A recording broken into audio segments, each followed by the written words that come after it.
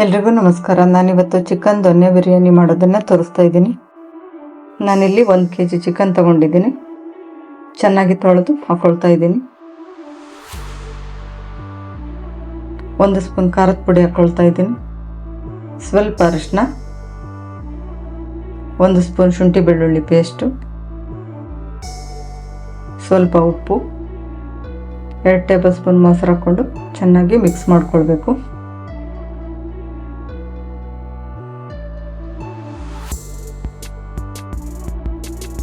Plate ಮುಚ್ಚಿ 15 ನಿಮಿಷ ಹಾಗೆ ಇಡಬೇಕು.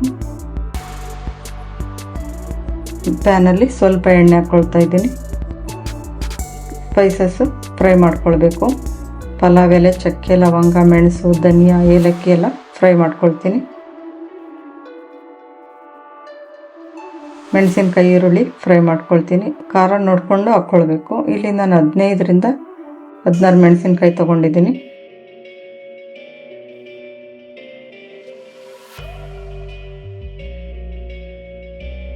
ಇದನ್ನು ಮಿಕ್ಸಿ ಜಾರ್ಗೆ ಹಾಕ್ಕೊಂಡು ಸ್ವಲ್ಪ ನೀರು ಸೇರಿಸ್ಕೊಂಡು ರುಬ್ಕೊಳ್ಬೇಕು.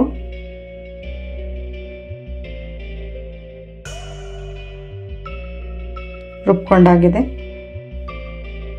ಈಗ ಅದೇ ಪ್ಯಾನಲ್ಲಿ ಸ್ವಲ್ಪ ಎಣ್ಣೆ ಹಾಕ್ಕೊಂಡು ಸೊಪ್ಪುಗಳು ಫ್ರೈ ಮಾಡ್ಕೊಳ್ಬೇಕು. ಮೆಂತ್ಯ ಸೊಪ್ಪು ಹಾಕ್ಕೊಳ್ತಾ ಇದ್ದೀನಿ,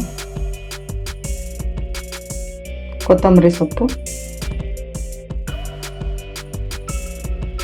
ಪುದೀನ ಸೇರಿಸ್ಕೊಂಡು 3 ನಿಮಿಷ ಫ್ರೈ ಮಾಡ್ಕೊಳ್ಬೇಕು.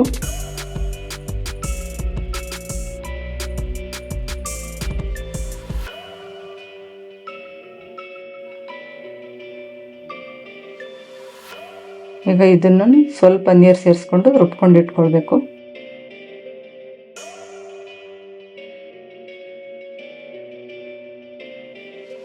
ರುಬ್ಕೊಂಡಿದ್ದೀನಿ. ಈಗ ಮಸಾಲೆ ಪೇಸ್ಟು, ಗ್ರೀನ್ ಪೇಸ್ಟು ರೆಡಿಯಾಗಿದೆ. ಒಂದು ಪಾತ್ರೆಯಲ್ಲಿ ಎಣ್ಣೆ ಹಾಕ್ಕೊಳ್ಬೇಕೀಗ. ಎಣ್ಣೆ ಬಿಸಿ ಆದಮೇಲೆ ಸ್ಪೈಸಸ್ಸು ಫ್ರೈ ಮಾಡ್ಕೊಳ್ತೀನಿ. ಈರುಳ್ಳಿ, ಏಲಕ್ಕಿ ಸೇರಿಸ್ಕೊಂಡು ಫ್ರೈ ಮಾಡ್ಕೊಳ್ತೀನಿ. ಈರುಳ್ಳಿ ಫ್ರೈ ಆದಮೇಲೆ ಶುಂಠಿ ಬೆಳ್ಳುಳ್ಳಿ ಹಾಕ್ಕೊಂಡು ಫ್ರೈ ಮಾಡ್ಕೊಳ್ಬೇಕು.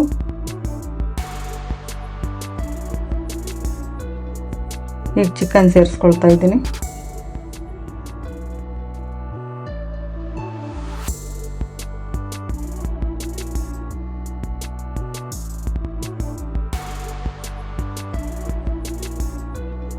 ಇದನ್ನು ಎಣ್ಣೆಯಲ್ಲಿ ಚೆನ್ನಾಗಿ ಫ್ರೈ ಮಾಡ್ಕೊಳ್ಬೇಕು.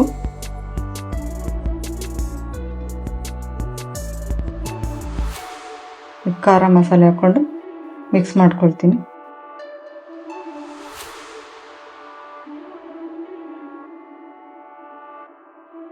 ಮಸಾಲೆನಲ್ಲೇ 15 ನಿಮಿಷ ಬೇಯಿಸ್ಕೊಳ್ಬೇಕು. ನೀರು ಸೇರಿಸ್ಬಾರ್ದು.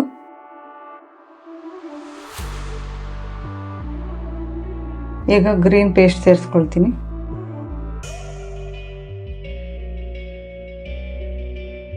ಇದನ್ನು ಚೆನ್ನಾಗಿ ಮಿಕ್ಸ್ ಮಾಡ್ಕೊಳ್ಬೇಕು.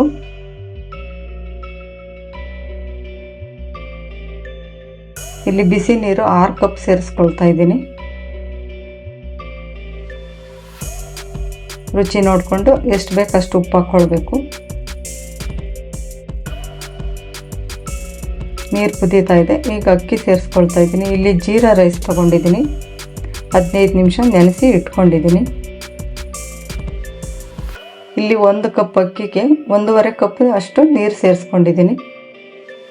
1 ನಿಂಬೆಹಣ್ಣಿನ ರಸ ಹಾಕ್ಕೊಳ್ತಾ ಇದ್ದೀನಿ. ಇದನ್ನೆಲ್ಲ ಚೆನ್ನಾಗಿ ಮಿಕ್ಸ್ ಮಾಡ್ಕೊಳ್ಬೇಕು.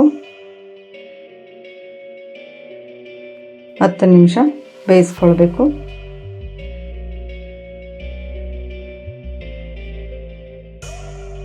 ಇದನ್ನೆಲ್ಲ ಮಿಕ್ಸ್ ಮಾಡಿಕೊಂಡು ದಮ್ ಕಟ್ಕೊಳ್ಬೇಕು. 2 ಸ್ಪೂನ್ ತುಪ್ಪ ಸೇರಿಸ್ಕೊಳ್ತಾ ಇದ್ದೀನಿ.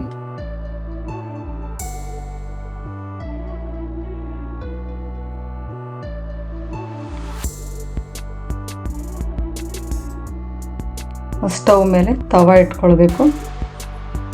ಅದರ ಮೇಲೆ ಪಾತ್ರೆ ಇಟ್ಟು ಸ್ವಲ್ಪ ಭಾರ ಇಟ್ಕೊಳ್ಬೇಕು. ಸಣ್ಣ ಊರಿನಲ್ಲಿ 10 ನಿಮಿಷ ಬೇಯಿಸ್ಕೊಳ್ಬೇಕು.